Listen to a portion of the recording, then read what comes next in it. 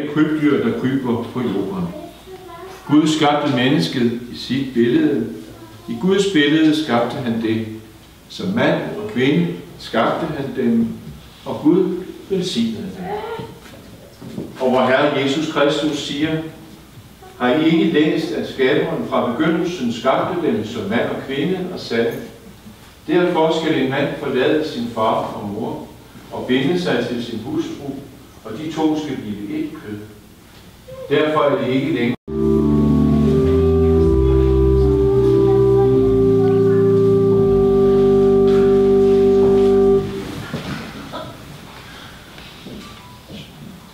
Kære bryllupsmenighed, kære Marianne og Erik, så oprænd endelig denne herlige lørdag, hvor I har indbudt familie og venner til fest for kærligheden. Og vi synger dejlige sange, som I to har valgt, og vi hører ord fra Bibelen. Til indledningen hørte vi om dengang Gud skabte himlen og jorden. Umiddelbart kan vi undre os over, at vi skal høre denne skabelsesmyte på en bryllupsdag. Men ved nærmere eftertanke er der nok en ganske god mening i at høre, at verden er skabt. Høre, at vi mennesker er skabt. Der er en befrielse og en lettelse i at høre, at vi ikke selv altid og hele tiden skal udvikle os selv og vores egne fortræffeligheder. Der er noget, som bliver givet til os. Livet for eksempel, det har vi fået ganske uden at vi selv har rørt en finger. Fantastisk at tænke på. Og så begynder vi jo også at nærme os det, der samler os her i kirken i dag. Alting begynder med gaven. Livet som en gave. Kærligheden som en gave. Kærligheden mellem to mennesker. Jeg ved godt, det er hårdt slid at få et parforhold og et ægteskab til at lykkes. Men det vigtigste, det tror jeg er, at kunne tage imod det, den anden gerne vil give. At få skuldrene og paraderne ned. At lade sig elske. Hvilken forunderlig gave, at der er et menneske, der elsker mig så meget, at hun vil dele resten af sit liv sammen med mig. Det at måtte modtage den andens kærlighed, ja, det er en meget betydningsfuld del af ordet elske. Og så spørger jeg også jer to om lidt hver især, om I vil elske den anden indtil døden skiller jer ad. Ordet elske kommer af det gamle danske ord aliska. Her har det en aktiv betydning, nemlig at give vækst. Og konkret for jer to i dag, Marianne og Erik, spørges der, om I det ægteskab, I nu går ind i, om I der hver især vil give vækst til jeres fælles liv. Det hele begyndte for, ja, hvornår var det nu egentlig det hele begyndte mellem jer to? Det er ikke sådan lige at gøre rede for. For sagen er jo nemlig det, at I har kendt hinanden i 29 år.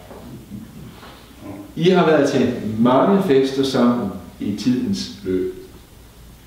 Det skyldes jo ikke mindst, at jeres familie er flettet ind i hinanden. Der er noget fra din familie, Marianne, der er flettet ind i Eriks familie. Og på den måde har jeres veje krydsedes mange gange her i livet. Men hvornår I så faldt for hinanden, altså blev kærester, ja, det er vel hen ved 3 år siden. Og hvad var det så, der gjorde, at der lige netop opstod sød musik imellem jer to? Jeg har på fornemmelsen, at det var, da du, Marianne, erfarede, at Erik, selvom han er et mandfolk, faktisk har mange bløde og smukke sider. når der har været modgang i livet, har Erik gerne ville være der for dig. Være der for at hjælpe og lette i de svære dage. Og hvad var det, der gjorde, at Erik nu pludselig ikke længere kunne se sig selv leve et liv uden dig, Marianne? Jeg tror, det skete, da det gik op for dig, Erik, at med Mariannes jordnære tilgang til livet, så kan det ikke gå helt galt. Hun er der for dig og dine børn. Marianne er problemknuseren, hvor hun end kommer frem. Og så nyder I hinandens selskab. I nyder at campere og gå i naturen sammen med Max. Og I elsker at samle den nærmeste familie omkring jer. Jeg læste forleden en lille morsom børnebog, der hedder Bruden har en propel i hånden, om nogle mindre børns underfundige overvejelser om kærlighed. I bogen er der blandt andet en lille pige, der siger, man kan altid se på folk, om de er gift, for så græder de mere. Det er ikke godt at vide, hvad det er for erfaringer, denne lille pige har gjort. Men man kan jo heldigvis også græde af glæde, og det er ikke spor farligt. Sådan oplever jeg, at I to føler, der er grund til i dag. Indeni eller udenpå. Alt efter temperament. For at græde af glæde, det sker, når livet overvælder os med lys, varme og kærlighed. I Bibelen læser vi om mennesker, der får nyt liv i mødet med Jesus. Mennesker, der græder af glæde over at få lov til at begynde på en frisk. På samme måde er det med os mennesker. Vi har altid mulighed for at give hinanden en ny og kærlig begyndelse. Se Marianne og Erik, om lidt vil I give hinanden et synligt tegn, eller et sejl på jeres bundethed til hinanden. I vil udveksle vielsesringen. I det smukkeste og mest lidenskabelige kærlighedsdigt i Bibelen, som hedder Højsangen, hører vi disse dejlige ord, sagt af den ene elskende til den anden. Læg mig som en sejlring ved dit hjerte, som en sejlring om din arm. Bag det smukke og poetiske udtryk gemmer sig en bøn og et håb om, at kærligheden må vare, om ikke evigt, så i hvert fald livet ud. At udveksle ringe, det er et udtryk for et synligt bånd, et mærke, et sejl, som knyttes lige præcis mellem jer to. En ring er rund, også jeres. Den har ingen begyndelse eller slutning. Den symboliserer bestandighed, varighed, ubrydelighed. En ring er et lille fingertykt bånd med en umådelig stor betydning. Alle, der er med til jeres bryllupsfest her i dag, tror jeg, håber og beder til, at lykken for jer to må vare livet ud. Naturligvis kan det komme dage, hvor den lille ring på fingeren pludselig ser lidt mat ud. Det skulle være meget mærkeligt, om ikke også I to i jeres liv sammen oplever hjørner og kanter, der skal slibes lidt hist og her, selvom I altså med 29 års bekendtskab allerede kender hinanden så godt. Men skulle voldsomme uoverensstemmelser komme ind over jeres liv sammen, så kig ned på ringen og mindes denne lørdag, den 16. august 2014, hvor I stod her ved alteret i Brøndby Øster Kirke, foran alle jeres kære familie og venner, og hørte de ord, som vi også har hørt fra Bibelen i dag, om at tilgive og bære over med hinanden. Selvom vi ikke er perfekte, vi mennesker, selvom vi kommer til at begå fejl mod Gud og vor næste, så bliver vi ikke kasseret. Vi kan stadig bruges, på trods af vores fejl og vores mangler. Vi er stadig elsket, selvom vi ikke altid selv synes, vi lige er i stand til at elske. Måske kan I fra jeres barndom huske historien om Grislingen og Peter Plys. Grislingen listede sig bagfra hen ved siden af Peter Plys. Plys, hviskede han. Ja, Grislingen, hvad vil du? Ingenting, sagde Grislingen og tog Plys på det. Jeg ville blot være sikker på, at du var der. Det er et fint lille billede på kærligheden. Og det rammer det sande, at kærligheden både er en gave, at man er der for hinanden, og en opgave, at det har man sådan set også bare at være. Som Plys også siger det, en er nemlig for lidt til at lege, to er passende og ikke for meget. Og kære Marianne og Erik, I har også erfaret, at når den ene havde en byrde, der var for tung til at bære alene, så tror det den anden tålmodigt til og var med til at bære.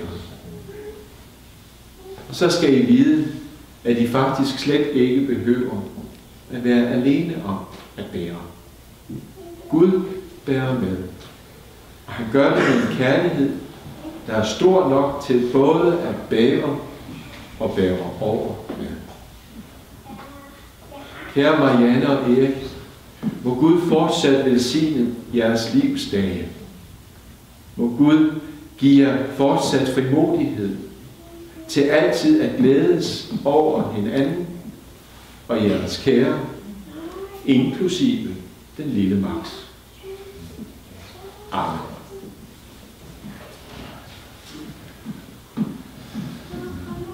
Så tilspørger jeg dig, Erik Lundbæk Bonne.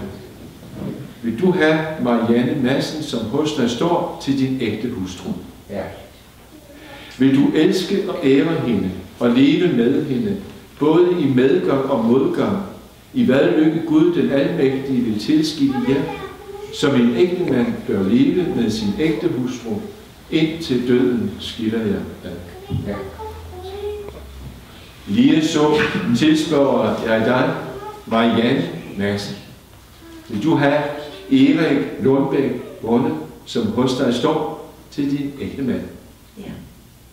Vil du elske og ære ham, og leve med ham, både i medgang og modgang, i hvad lykke Gud den almægtige vil tilskikke jer, som en ægte hustru bør leve med sin ægte mand, indtil døden skiller jer ad?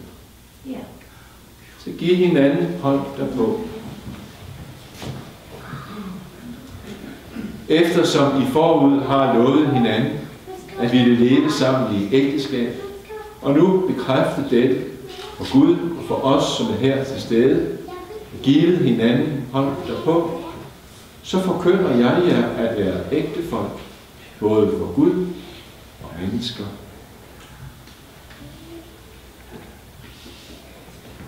Modtag så disse ringe af hinandens hænder, som et synligt tegn på jeres indbyrdes kærlighed.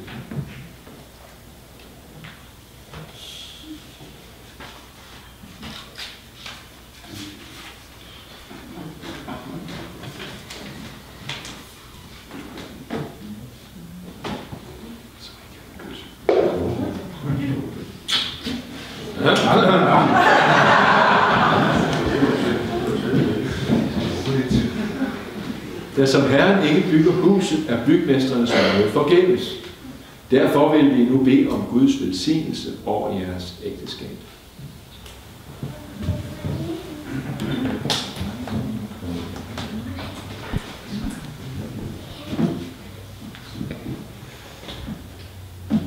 Kære himmelske Far, giv Erik og Marianne nåde, lykke og velsignelse både til sjæl og legeme. Giv dem at elske hinanden med trofast kærlighed og tjene dig oprigtigt i alle ting, så at de må leve som dine kære børn og engang samles hos dig i de evige boliger. Hør os, når vi alle i kor beder, Fader vor. Fader vor, du som er i himlene, helliget vorde dit navn, komme dit rige. Ske din vilje som i himlen, således også på jorden. Giv os i dag vores daglige brød, og forlad os vores skyld, som også vi forlader vores skyldnere. Og led os ikke i fristelse, men fri os fra det onde. Til dit er riget, og magten og æren i evighed. Amen.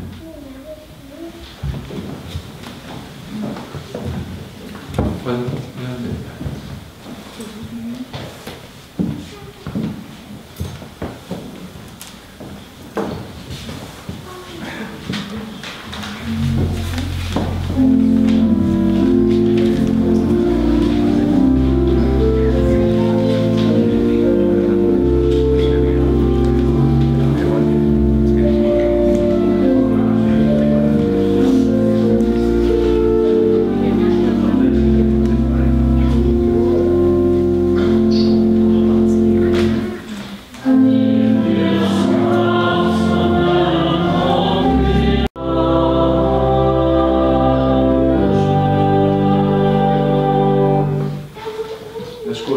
I slutter med at synge, det er så yndigt, at det føles alt.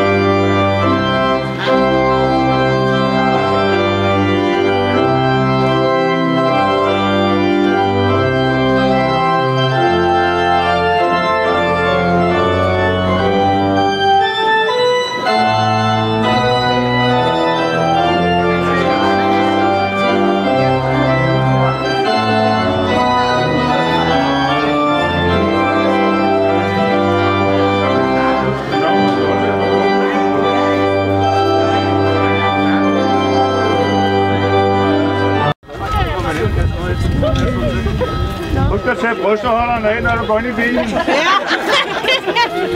Skal du hjem og koge ris til det, skal jeg til aftensmad. Så har jeg været fri. Jeg